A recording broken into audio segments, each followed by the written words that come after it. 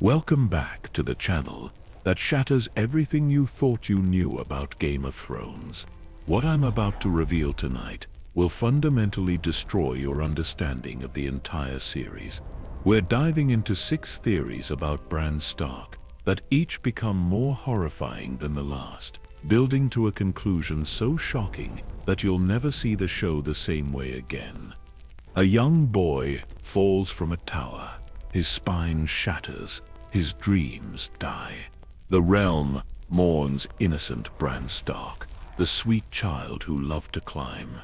But what if that fall wasn't tragedy, but transformation? What if the boy who fell never truly survived, and something ancient and malevolent learned to wear his face? His eyes rolling back into pure white, identical to the Night King's creation. The touch that marked him in the vision, creating a connection deeper than anyone realized. His emotionless orchestration of events leading to his coronation, and that bone-chilling final question, why do you think I came all this way? What if that question wasn't asked by Bran Stark at all? What if those words came from an entity planning this moment for 8,000 years? The evidence hiding in plain sight is staggering. Spiral symbols identical between White Walkers and Children of the Forest. Bran's impossible knowledge of events before his birth. His strategic manipulation of every character like chess pieces. Most damning of all, his complete emotional void when facing those who loved him most. Here's the fragment that will haunt you.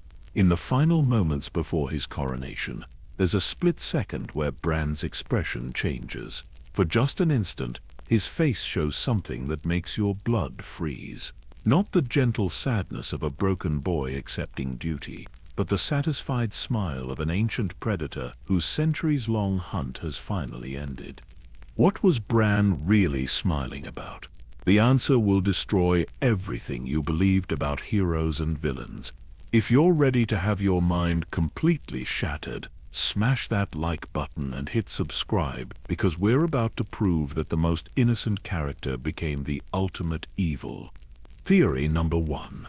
Our first theory establishes the foundation for everything that follows, and it's built on one of the most disturbing concepts in science fiction, the bootstrap paradox. This is where an event becomes its own cause, creating a loop that has no beginning and no end.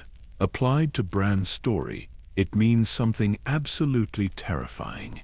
Bran doesn't become the Night King in the future. He already is the Night King, and always has been. Think about the implications.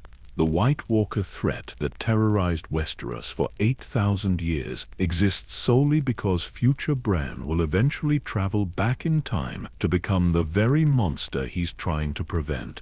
The bootstrap paradox means the Night King exists because Bran will go back to become him, and Bran becomes the three-eyed raven because the Night King exists. It's a closed loop of causality that makes your head spin and your soul shiver.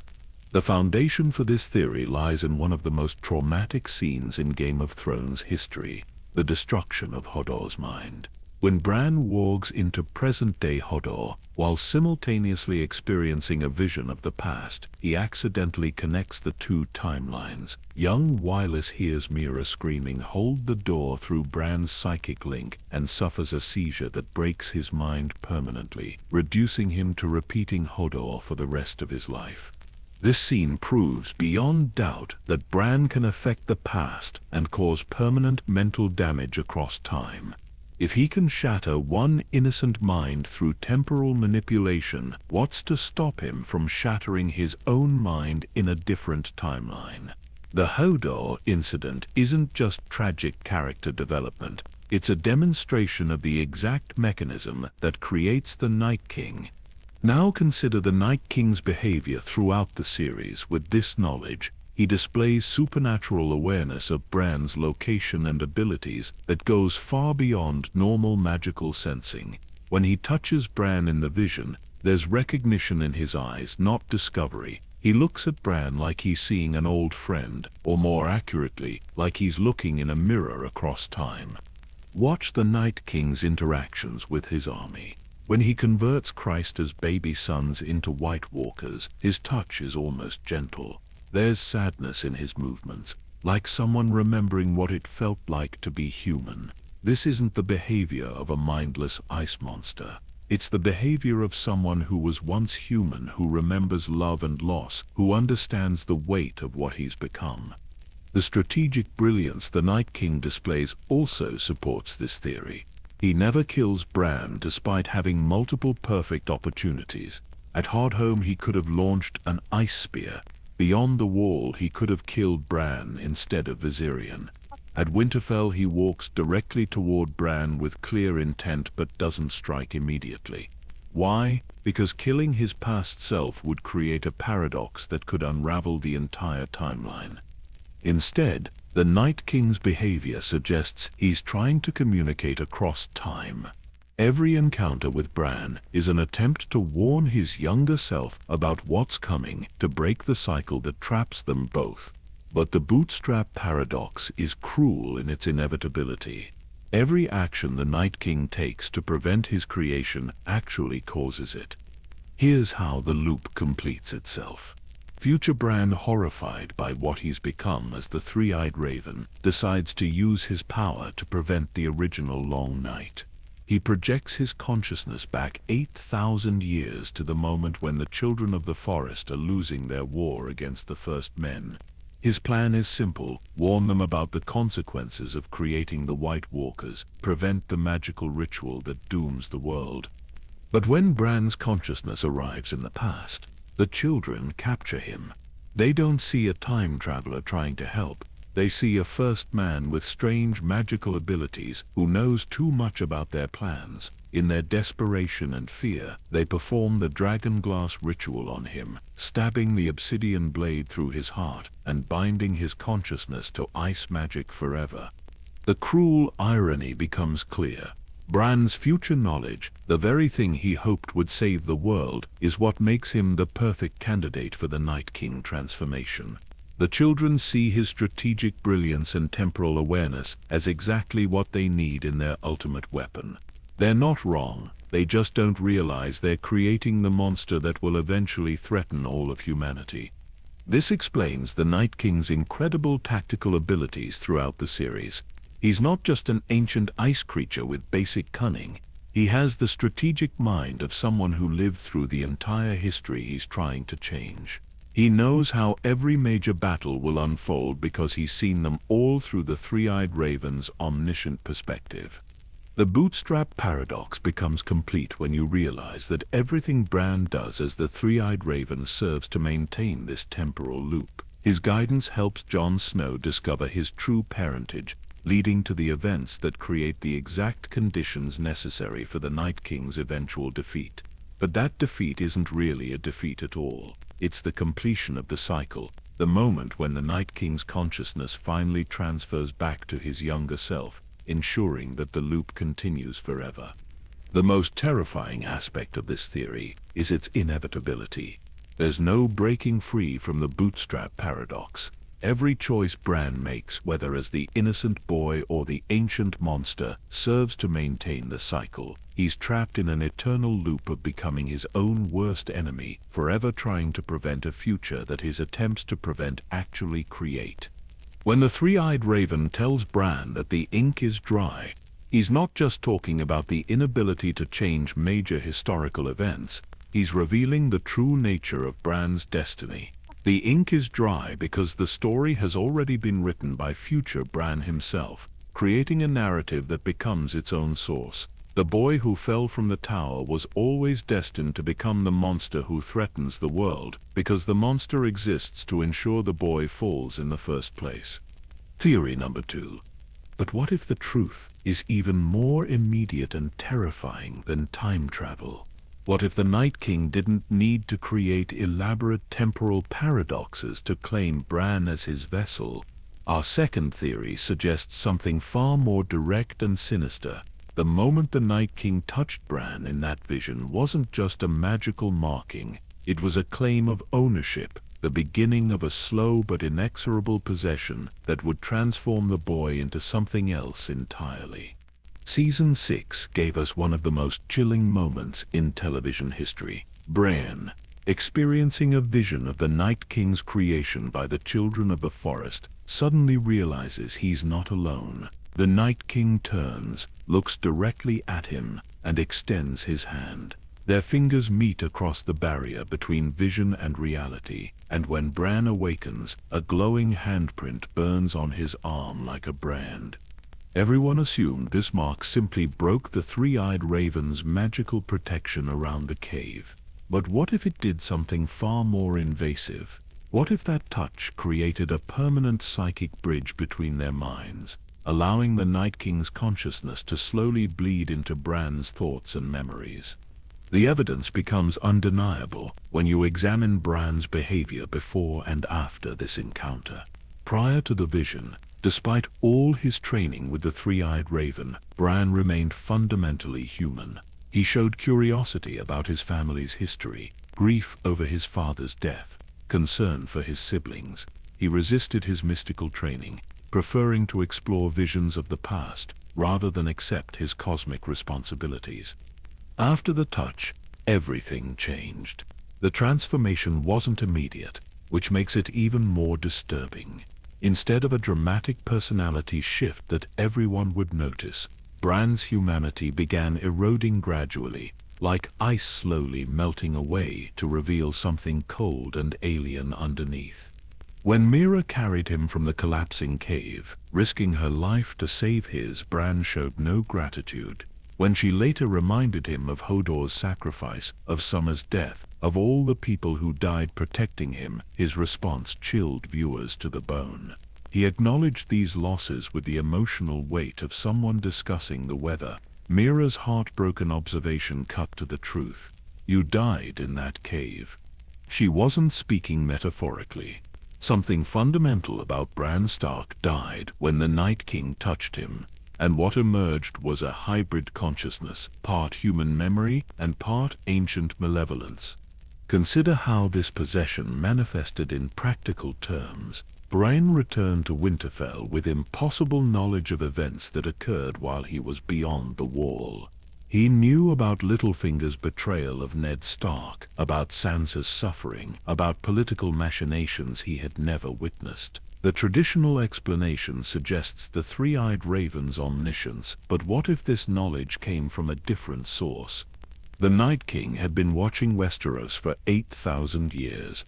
Through his network of White Walkers and Whites, through his connection to the ancient magic that permeates the world, he had observed every major political event, every secret betrayal, every hidden truth. When his consciousness began merging with Bran's, this vast repository of surveillance data became accessible to the hybrid entity.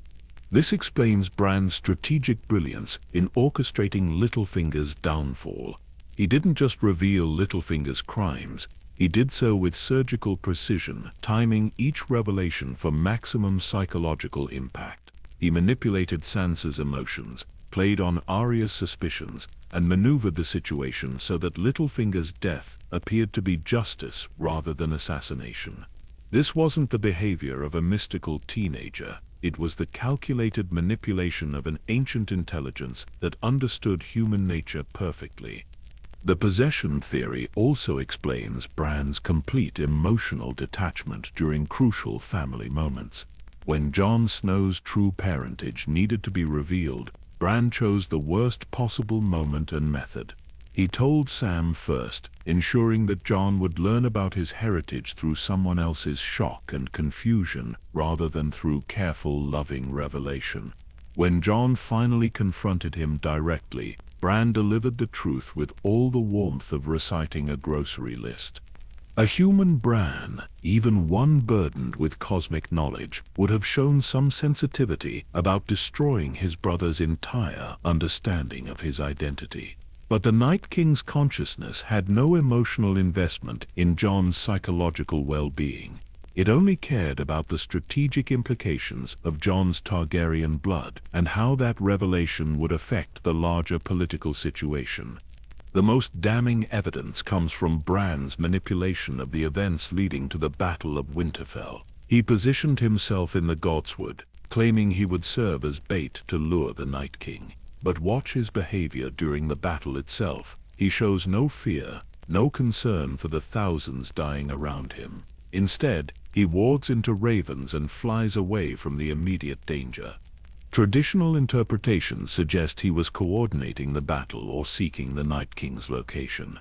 But what if he was actually communicating with his other half? What if the consciousness possessing Bran was giving strategic advice to the Night King, ensuring that the battle would unfold exactly as planned? The Night King's death, viewed through this lens, becomes even more sinister. He walked slowly toward Bran, seemingly confident in his victory. When Arya struck from behind, his expression wasn't one of surprise or defeat. There was something almost like satisfaction in his eyes, as if this had always been part of the plan. If the Night King's consciousness had already successfully transferred into Bran, then his physical death wasn't a defeat but a graduation. He no longer needed the ice zombie army or the supernatural terror tactics. He had achieved something far more valuable: complete infiltration of human society through the one person everyone trusted absolutely. The final piece of evidence comes from the Great Council scene, where Bran is chosen as king. His response to being nominated reveals everything. "Why do you think I came all this way?" This wasn't humble acceptance of duty. It was the satisfied acknowledgement of a plan that had taken years to execute perfectly. Every step of Bran's journey south of the Wall suddenly makes sense when viewed as the Night King's infiltration strategy. The timing of his arrival at Winterfell, his strategic revelations about various characters' secrets, his manipulation of family dynamics to position himself as the wisest and most impartial choice for ruler. None of this was the bumbling of a mystically overwhelmed teenager. It was the careful maneuvering of an ancient intelligence that understood exactly how to exploit human nature and democratic processes. The Night King had achieved what 8,000 years of ice magic couldn't accomplish. Instead of ruling through fear and conquest, he would rule through legitimacy and information. The people of Westeros hadn't been defeated. They had voted their destroyer into power, convinced they were choosing salvation. Theory number 3. Yet there's another possibility that reaches even deeper into the bloody roots of Westeros history, one that transforms the Stark family from noble heroes into unwitting servants of an ancient magical contract. What if Bran's transformation wasn't caused by time travel or possession, but by the activation of a debt that has been passed down through Stark bloodlines for thousands of years? The pact between the First Men and the Children of the Forest officially ended their brutal war, establishing the terms that would govern their coexistence. But agreements made in desperation often contain clauses that only become clear when it's too late to renegotiate. Hidden within this ancient treaty was a provision so dark that it has been carefully omitted from every maester's history. The Stark family would provide periodic sacrifices to maintain the magical balance that keeps darker forces at bay. This isn't mere speculation. George Martin has woven clues throughout his work about the true nature of this pact and its ongoing requirements. The Stark words "winter is coming" have always been interpreted as a warning about seasonal changes or external threats. But what if these words actually represent a family prophecy, a reminder that eventually, inevitably, one of their bloodline must answer an ancient call? The historical evidence becomes compelling when examined through this lens. Brandon the Builder, legendary founder of House Stark and architect of the Wall, possessed knowledge of ice magic that shouldn't have been available to any human. How did a first-man warrior acquire the mystical understanding necessary to construct a magical barrier that would stand for 8,000 years? The traditional explanation suggests he learned from the Children of the Forest, but why would they share such powerful secrets with their former enemies? The answer becomes clear when you realize Brandon the Builder was the first payment on the Stark family's debt. His transformation into something more than human provided the magical knowledge necessary for the wall's construction, but it also bound his bloodline to serve the same mystical forces that created the White Walkers in the first place. The pattern repeats throughout Stark history with disturbing regularity. The Night's King, according to the most ancient stories, was the 13th Lord Commander of the Night's Watch, who fell in love with a mysterious woman with pale skin and blue eyes. Old Nan's tales specifically identify him as a Stark of Winterfell and brother to the king in the north. For 13 years he ruled from the Night Fort with his supernatural bride, practicing dark magic and making unspeakable sacrifices. Historical records claim that Brandon the Breaker, working with Joramun the King beyond the Wall, eventually defeated the Night's King and destroyed his reign of terror. But what if Brandon the Breaker was actually fulfilling the Pact's requirements? What if the Night's King had served his prescribed time as a magical guardian, and his defeat was simply the completion of his service rather than genuine warfare? This interpretation explains several mysteries about the Night's King story. Why would a Lord Commander of the Night's Watch, sworn to protect the realm from supernatural threats, willingly embrace ice magic? Why did his defeat require specific collaboration between a Stark and a Wildling king? And most importantly, why do the ancient records describe his destruction in terms that sound more like a ritual conclusion than a military victory? The Pact's terms become clearer when you examine Winterfell itself. The castle stands above natural hot springs that never freeze, even during the harshest winters. These thermal features aren't just convenient for heating, they represent a permanent magical nexus where ice and fire energies intersect. The heart tree in the Godswood predates the castle by thousands of years, its ancient wood carved with faces that have watched over countless Stark generations. Most revealing of all are the spiral symbols that appear throughout Winterfell's oldest stonework, identical to the patterns created by both White Walkers and the Children of the Forest. These aren't decorative elements added by human craftsmen. They're mystical markers indicating locations where the ancient Pact's magic remains active and binding.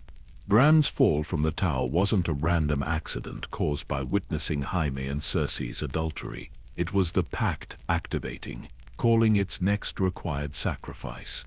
The magical forces bound within Winterfell's foundations recognized that the appointed time had arrived and manipulated events to ensure that the designated Stark child would begin his transformation into something beyond human limitations. This explains why Bran's fall led directly to his discovery of warging abilities and greensight. These weren't random magical gifts awakening due to trauma. They were the specific powers required for his role as the latest Stark sacrifice to maintain the realm's mystical balance. His journey beyond the Wall wasn't a heroic quest to gain wisdom. It was a pilgrimage to complete the transformation that the ancient Pact demanded. The three-eyed raven's role becomes more sinister through this interpretation. Rather than a wise mentor guiding Bran toward his destiny, he was an agent of the magical forces that created the Pact, ensuring that each generation's Stark sacrifice fulfilled their obligations completely. His cryptic statements about the ink being dry weren't philosophical observations about fate. They were contract terms, reminders that the Pact's requirements couldn't be modified or escaped. When Bran finally returns to Winterfell, he has completed his transformation from human heir to mystical guardian. His emotional detachment isn't a side effect of gaining cosmic knowledge, it's a necessary feature of his new role. The ancient magical forces that require periodic Stark sacrifices need their guardians to be beyond human sentiment and personal attachments. His coronation represents the ultimate fulfillment of the Pact's terms. Rather than serving as a mystical guardian in some remote location like the Night's King at the Night Fort, Bran will rule from the Iron Throne itself. The magical contract has evolved with changing times, adapting to ensure that its Stark sacrifice remains in the position where he can most effectively maintain the realm's supernatural stability. The cruel genius of this arrangement becomes apparent when you realize that the Pact has been self-perpetuating for thousands of years. Each generation of Starks believes they're making heroic sacrifices to protect the realm. never understanding that they're actually fulfilling contract obligations established by their ancestors' desperation. The family motto, "Winter is coming," serves as both warning and promise, preparing each generation for the moment when the ancient debt comes due. Most disturbing of all, the pact ensures that the Stark sacrifice will always appear to be choosing their fate willingly. Bran accepted the crown because the magical forces binding him made it impossible to refuse, but everyone interpreted his acceptance as noble duty. The realm celebrated having a wise and impartial king, never suspecting that their new ruler's wisdom came from sources that view human concerns as essentially irrelevant. Jon Snow's immunity to these magical obligations stems from his Targaryen heritage. Fire magic cancels ice magic, protecting him from the Pact's claims while ensuring that the Stark bloodline continues through his children. But this protection comes with its own price, as the magical balance that has preserved Westeros for millennia now rests entirely on Bran's shoulders, with no other family members available to share or eventually inherit the burden. Theory number 4. Now we venture into territory that reveals the Night King wasn't just another magical threat, but the holder of a title that Bran was destined to inherit through the natural progression of his abilities.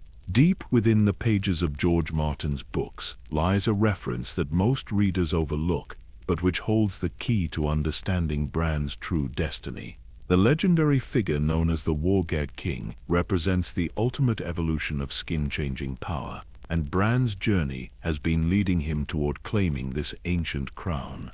Varamir Sixskins, one of the most powerful wildling skin changers, speaks in hushed tones about skin changers of legend who transcended normal limitations.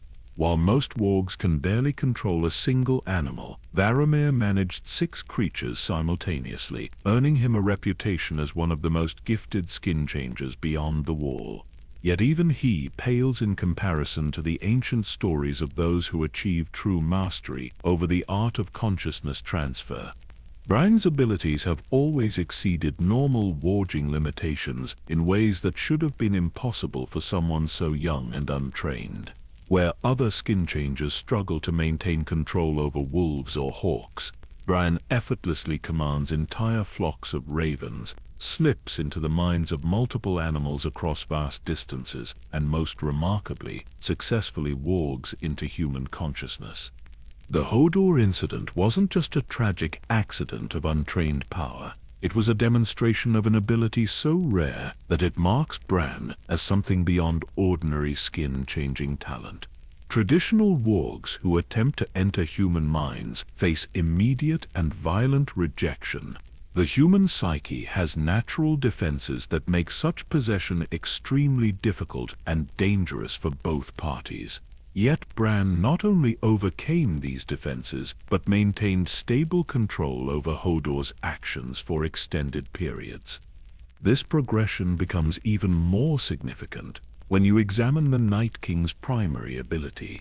His control over the White Army isn't necromancy in the traditional sense. It's mass warging on a scale that defies comprehension. Thousands of reanimated corpses move with perfect coordination because they're all extensions of a single consciousness. The Night King doesn't command them through fear or magical compulsion. He inhabits them all simultaneously. When the Night King dies at the Battle of Winterfell, his entire army collapses instantly. This immediate connection loss proves that their animation depended on active mental control rather than independent magical energy.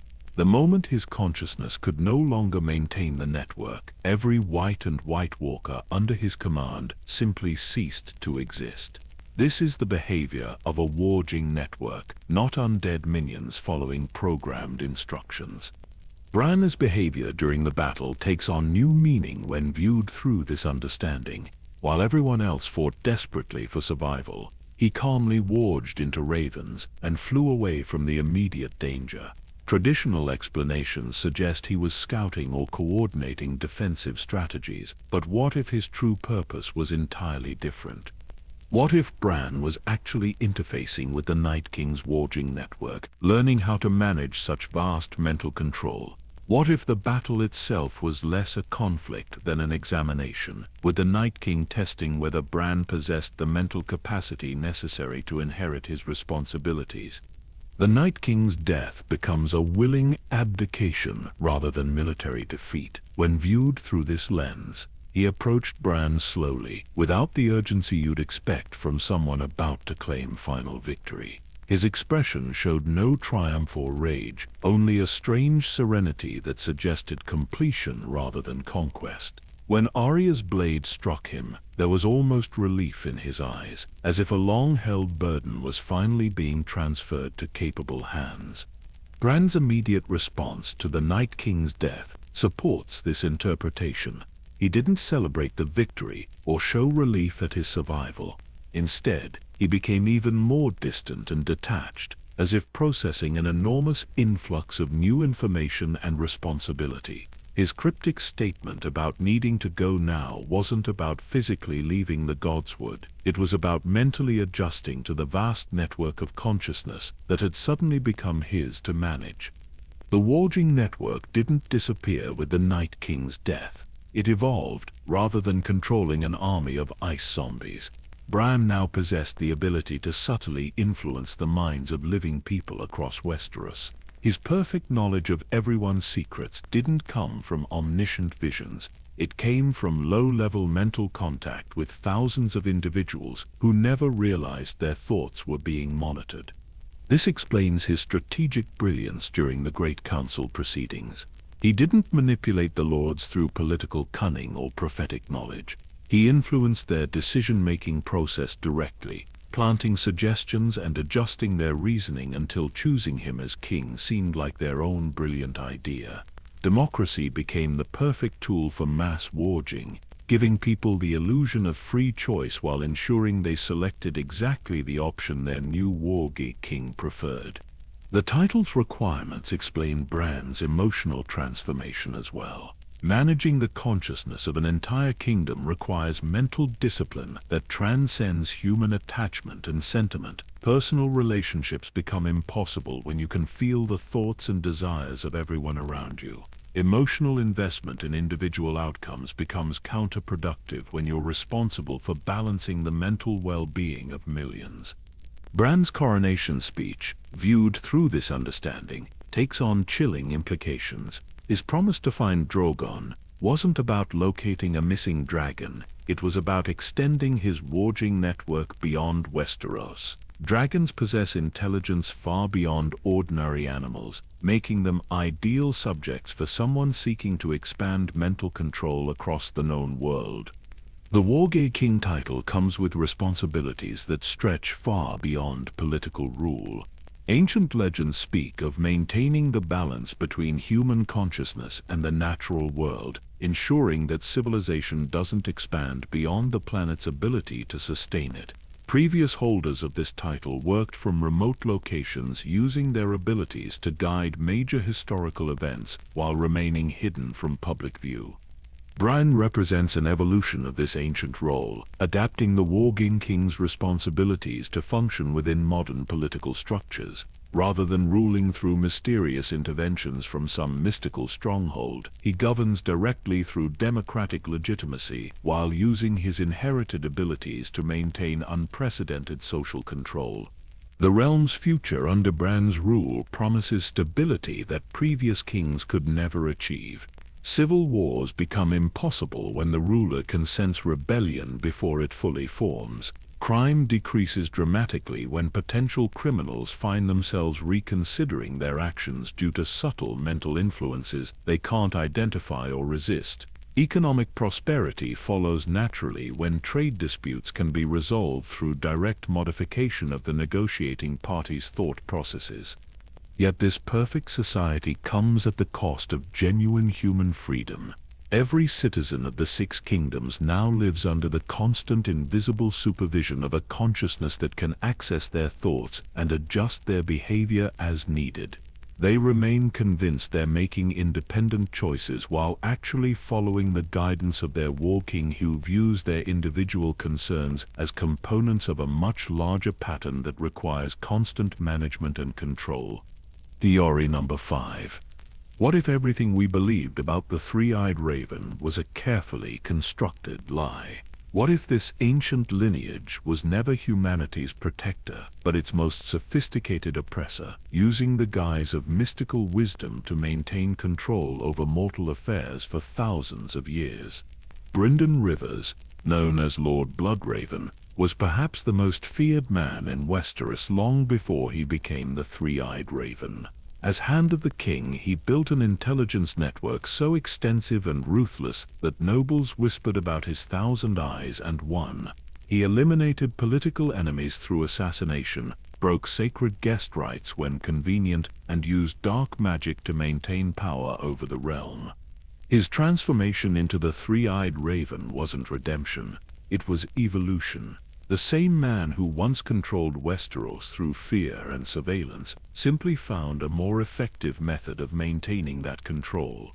By becoming an apparently benevolent mystical guide, he could manipulate events across centuries while maintaining the illusion of serving humanity's greater good. Every three-eyed raven throughout history has followed this same pattern. They don't prevent disasters, they orchestrate them.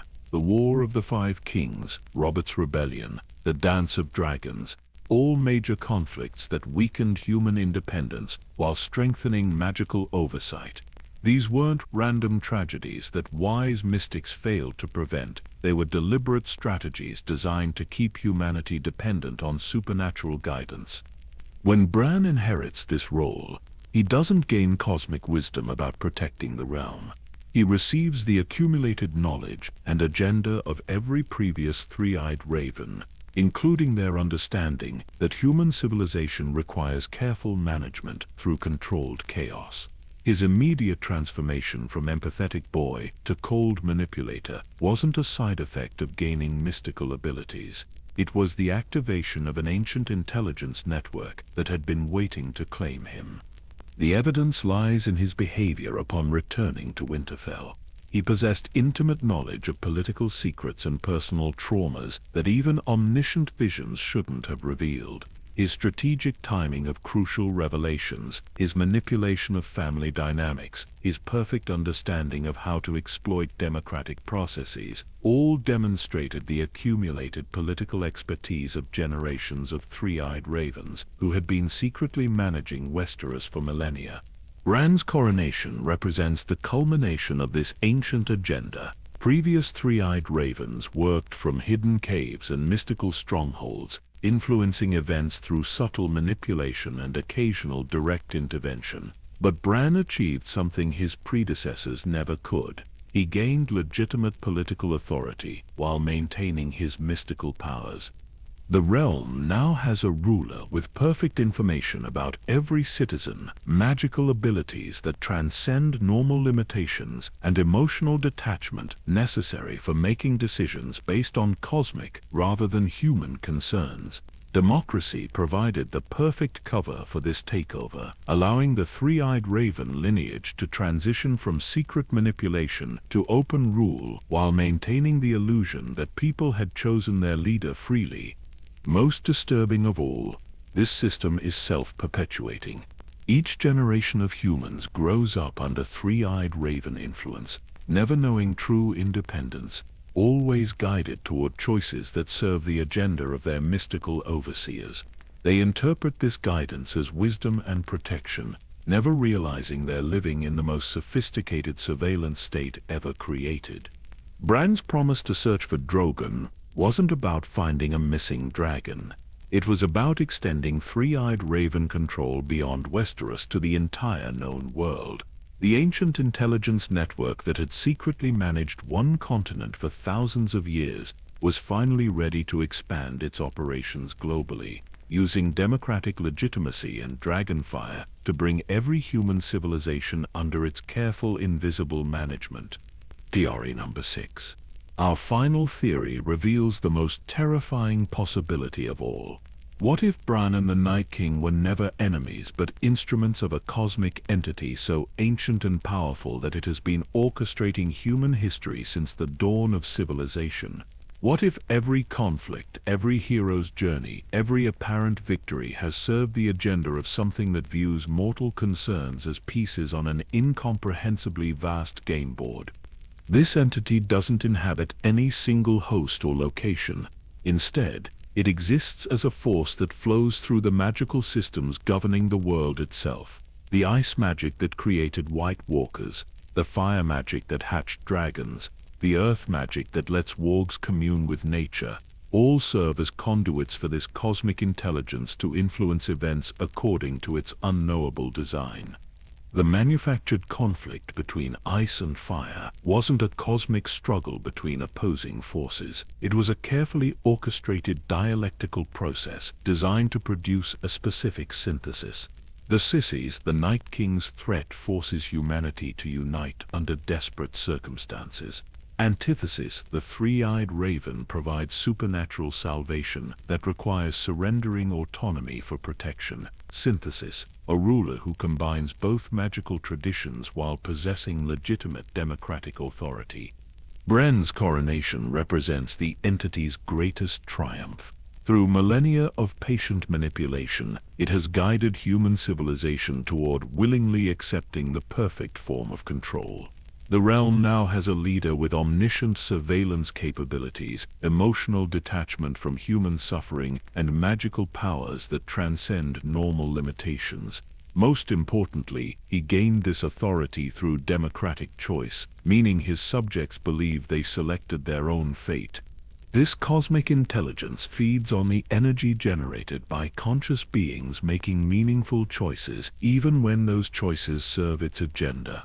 Free will provides the essential ingredient that makes its manipulation effective and sustainable. Humans must believe they're deciding their own destiny while actually following paths that lead inevitably toward greater cosmic control. The entity's fingerprints appear throughout Westeros history in the form of recurring patterns that seem like coincidence but reveal deeper design. The doom of Valyria eliminated a magical civilization that might have grown powerful enough to threaten cosmic oversight. The Dance of Dragons weakened Targaryen dragon lords just enough to make them manageable while preserving their bloodline for future use. Robert's rebellion positioned the right individuals in the right locations to eventually produce the circumstances necessary for Bran's rise to power. Every apparent hero who emerged during these conflicts served the entity's purposes while believing they were making independent moral choices.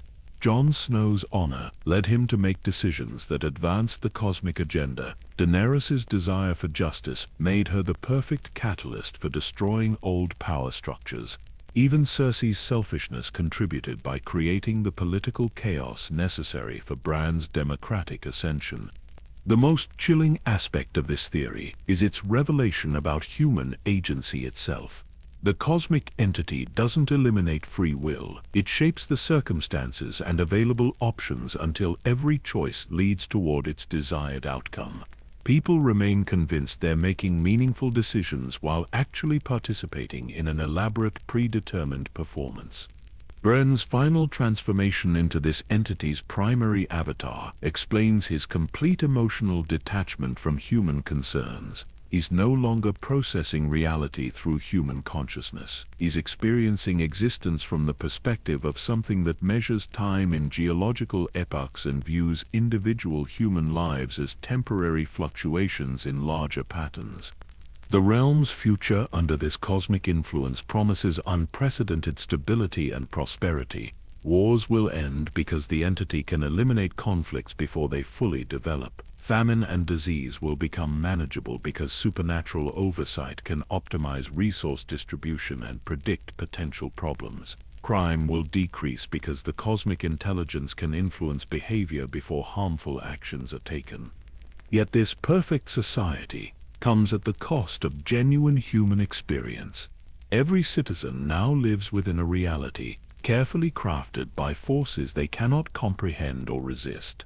Their thoughts, emotions, and choices remain their own, but the circumstances shaping those choices are manipulated by an intelligence that views their individual concerns as components of a much larger equation. The entity has achieved what conquest never could: total control, exercised through apparent freedom. Humanity celebrates its liberation from chaos while embracing a form of order so sophisticated that it transcends their ability to recognize it as bondage. Now that we've explored all 6 theories, the question becomes which explanation best fits the available evidence. Each theory illuminates different aspects of Bran's transformation, but some are supported by stronger factual foundations than others. The marked vessel theory ranks highest for direct evidence. We witnessed the Night King's touch in the vision, observed Bran's immediate personality changes afterward, and heard Mira's devastating observation that he died in that cave.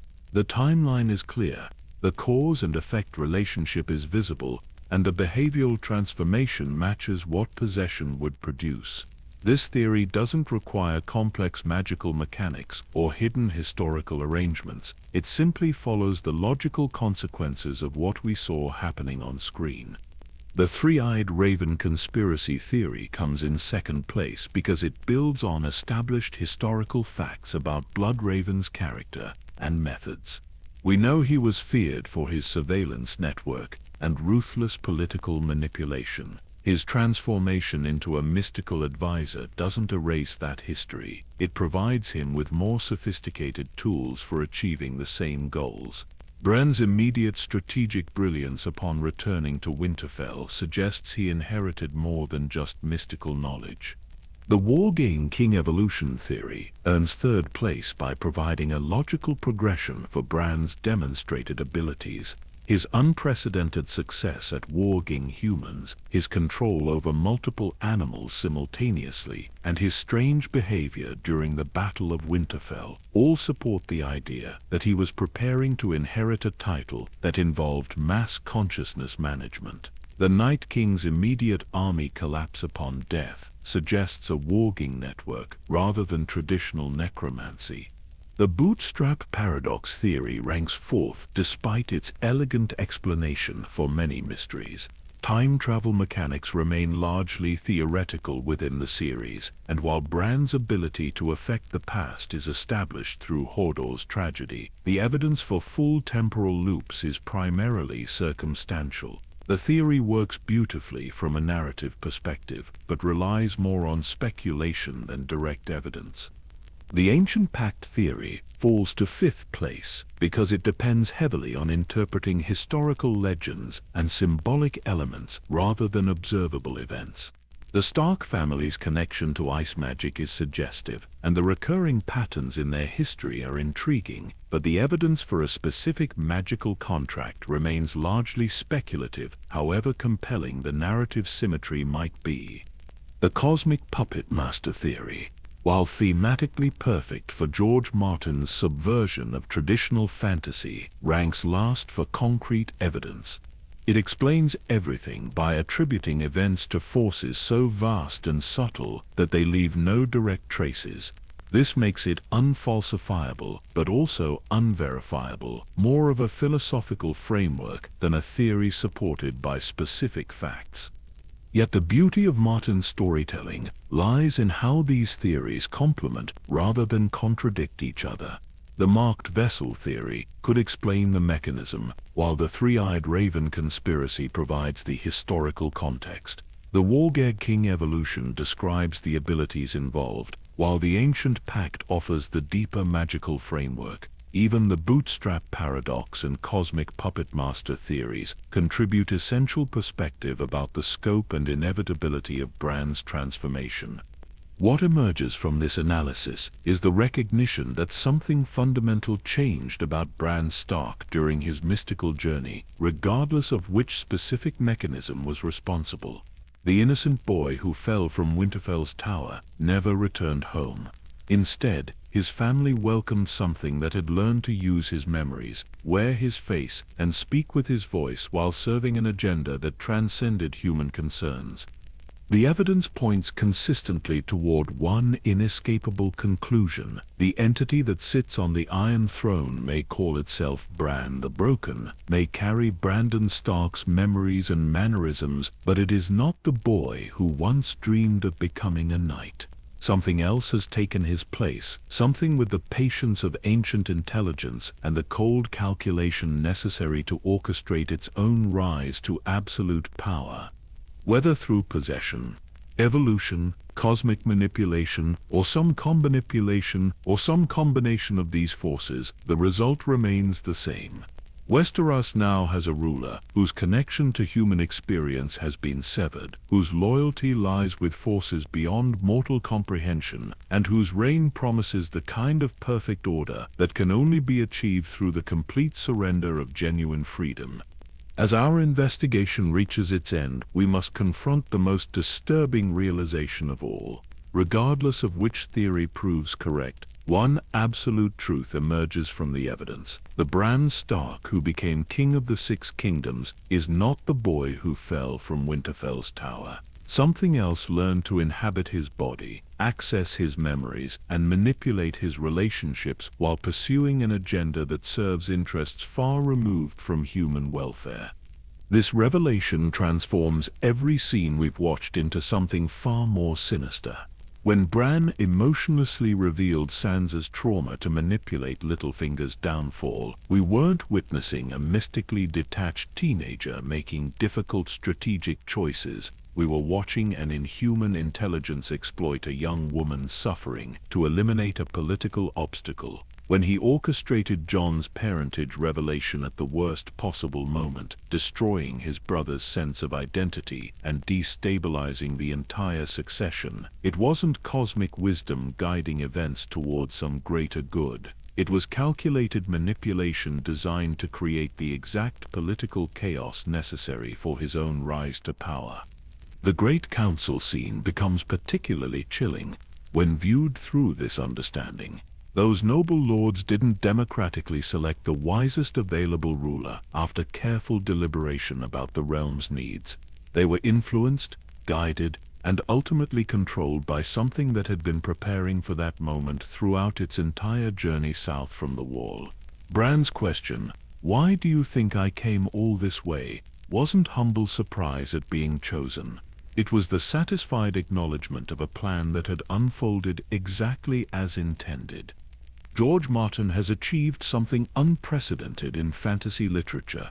He created the ultimate cosmic horror story, disguised as a heroic epic.